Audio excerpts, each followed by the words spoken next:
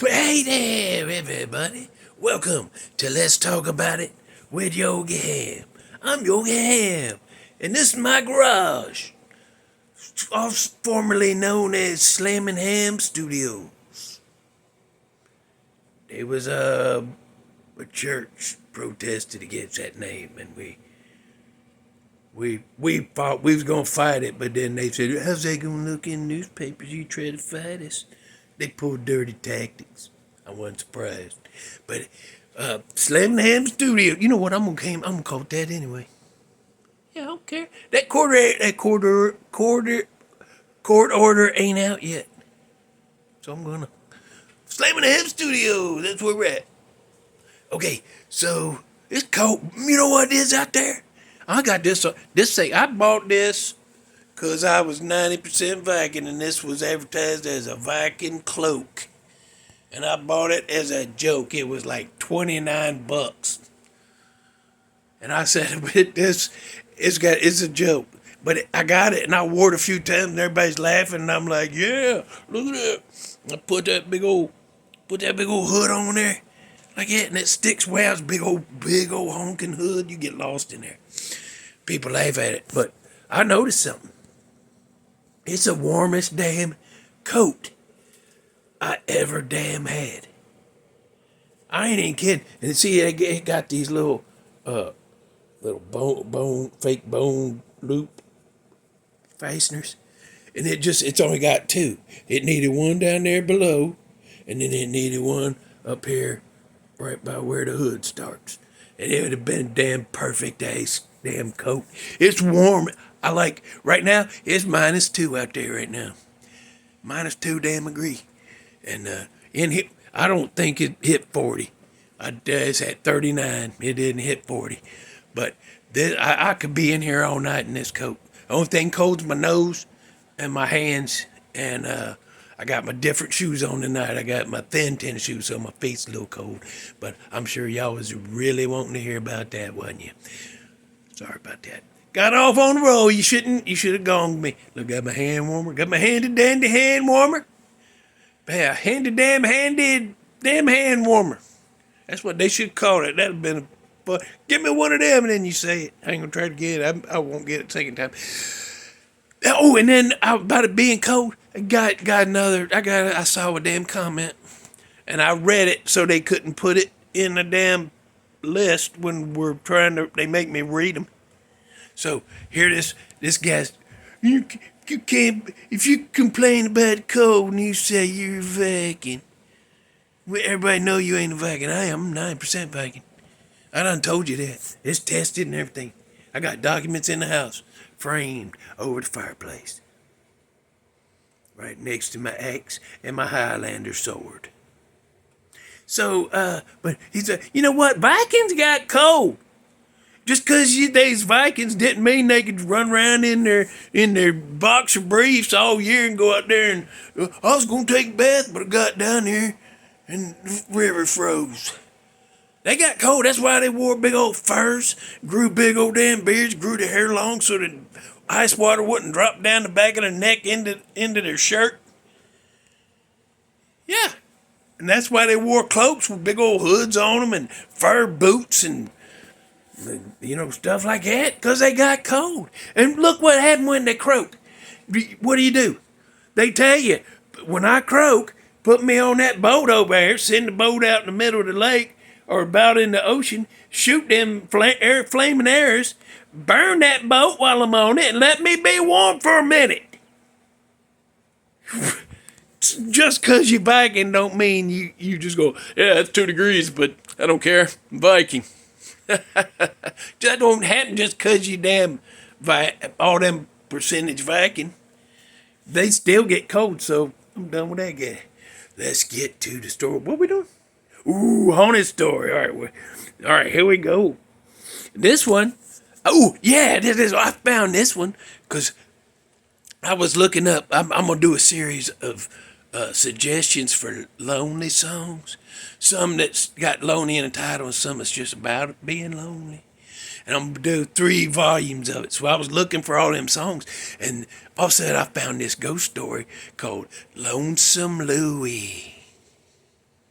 I ain't allowed. I called and asked if I could have some more information about it down there. I called the sheriff's department, and they put me on hold for a long time. And then the sheriff himself come on and told me he didn't want me doing that. And he said if I did a story on it, don't mention their town because they don't want that kind of tourism. They don't want a bunch of damn ghost hunting people out there on that long stretch of road where it happened at. So, and he was very polite about it, and yes, sir, I will not mention the name of your town. I will not. I will absolutely not. But some people that see this don't put it in the comments where this is at, because then I get in trouble because that court order coming out pretty quick. We'll understand. So here we go. We're gonna tell you this story. This is about this kid. This story happened in 1960 to a high school senior, and this kid, his name was Louie, and I'm not gonna say the last name because you might be able to help. Yeah, I think if you put Lonesome Louie in, you're gonna find it if you search. Ooh, I shouldn't have said that. I ain't even supposed to say that. Cut. Let's do it over. Let's start all over. Wait a minute. I did that thing about the cold and the back, and I ain't doing that again. You gotta edit that out. So we forget you saw it. So Louie was a high school student when this happened. He was senior in high school, but all the way back when he's little kid, he was he had a very unfortunate set of features. Kind of big flat nose and big wide lips and then droopy eyes and a wrinkled forehead when he was 4-year-old. So he had freckles and space between teeth and all that. But he was he couldn't afford braces, couldn't afford all that stuff, couldn't afford nothing like that, and but he had no girlfriend. So when he's in the 6th grade, this girl comes up and says, hey Louie, and he's like, what? And she said, you wanna meet me at the dance, and you be my date for that dance? And he's like, okay, what? Yeah, me? They're like, yeah, he was doing like that, and so she said, yes, I'll meet you there at the dance, at the front door inside. So Louie go home and tell his mom and daddy, and his mom and daddy's excited because they said they get them school pictures every year. I mean, you can just avoid looking at your kid all like every dinner time and watching TV and stuff, just not look at them. But you're gonna see them pictures when they come in, school pictures, so you know, you get them pictures. So they was like, oh my God, he's got to change that a girl. He's got to change that a girlfriend. Oh my God, we can't let him screw this up. Mama took him out next afternoon, buy him a new little suit, new little gray and white plaid suit, and then a little red bow tie. And then they slick his hair over like they parted, because it was just sticking up straight like had a crew cut like Johnny Unitas, but they slick it over, part on side, slick it over. He had that little suave look going. He walked in that school, and she was over there with her friends and all their boyfriends.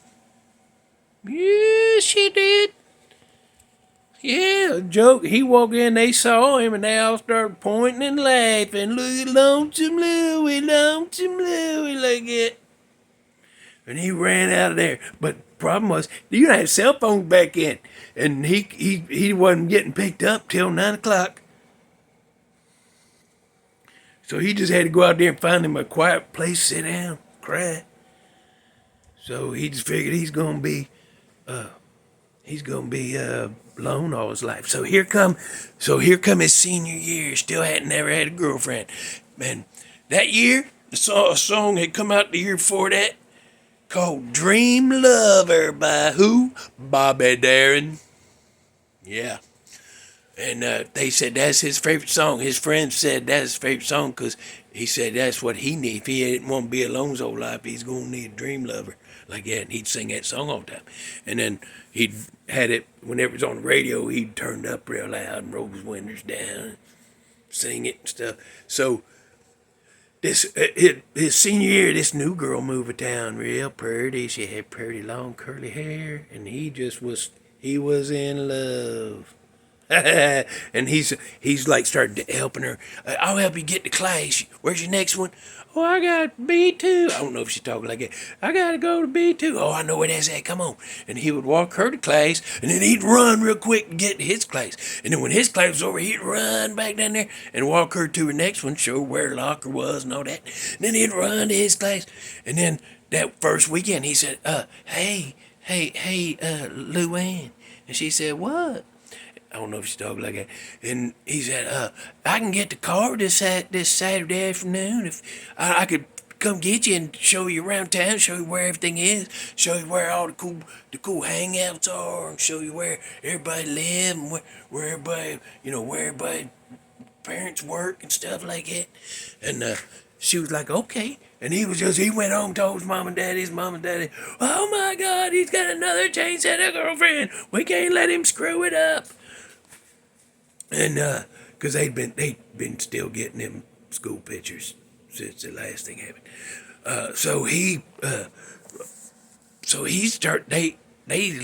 He thinks they dating now. Like he's like, so all that next week after they go out Saturday driving around, all that next week he's walking her to her classes and sitting with her at lunch, and then walking her home and everything, and then.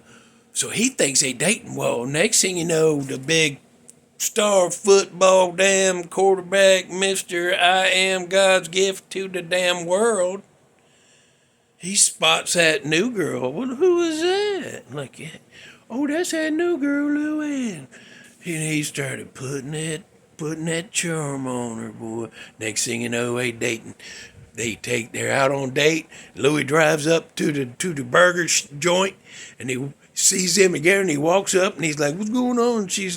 And dude's like, get out of here, Lonesome Louie. Nobody wants you here. And then all his buddies jump in, all his football buddies jump in. Yeah, she's with him now.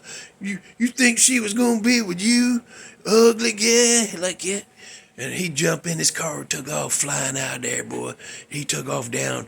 They named it after him. They named it Lonesome Road. I thought that was a little tasteless and maybe even a little inappropriate, but they did it. So it's the Lonesome. It ain't the real one, but it's a nickname. And they got a sign up that says nickname Lonesome Highway, but that's where he was going down that road with because see, his daddy he fixed him up and bought a big old piece of crap sports car and fixed it up real nice for him, thinking, ooh, he has a sports car, the girl will like him for that. Now, they was trying hard.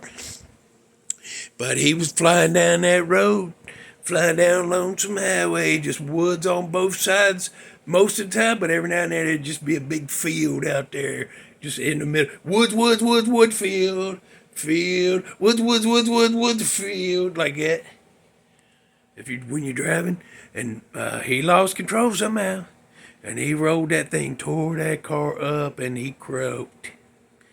And now, that favorite song of his, that Dream Lover, now the stories are, if you're driving out there in the fall evenings when it's just starting to get a little bit nippy in the air, you drive out on that road and you have your radio on and you have your windows down, and you're either going to hear it out there off in the distance from following you, or you're going to hear some crackling on your radio, and that song's going to play for a little bit, and then with crackling going on, and then it'll go out, and then the regular radio will come on. And it'll be playing that Dream Lover song from 1959 by Bobby Darin. Remember Bobby Darin? Remember that song? Because that's the one I'm going to give you to go listen to anyway. It's all right. I might as well tell you. The song suggestion, Dream Lover, Bobby Darin, 1959, just like I told you. I need a dream lover so I don't have to dream alone. Like, yeah, that's how that one goes. You know him, he's got that other one. Remember that other song he's got? Somewhere beyond the sea, She's there watching for me. My lover stands on golden sand and watches the ships that go sailing. Yeah. I almost forgot to put the euro on the end of that. I thought I remembered right at the last second. Anyway, you know them. And that's for, what was her name? I don't have time to look it up. She, that lady said, quit singing in there. You ain't no good. Well, I know that. And that's part of the fun for me is doing terrible singing. So thank you. Thank you for letting me know your opinion. And now I'm going to keep doing it. Thank you. Okay.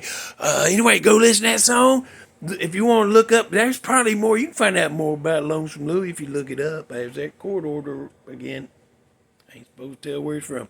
But Lonesome Louie, to go look up that story. There's more to it. Listen to that song. Come back. Put in the comments what you think about the story, what you think about the song, and if you ever heard it, you might be somebody that you'd be like, I heard that and I never know what that was. Thank you for clearing that up. Been buzzing my whole damn life. Like, yeah, something like that might happen. And we gonna way the hell over budget. No gong, no nothing.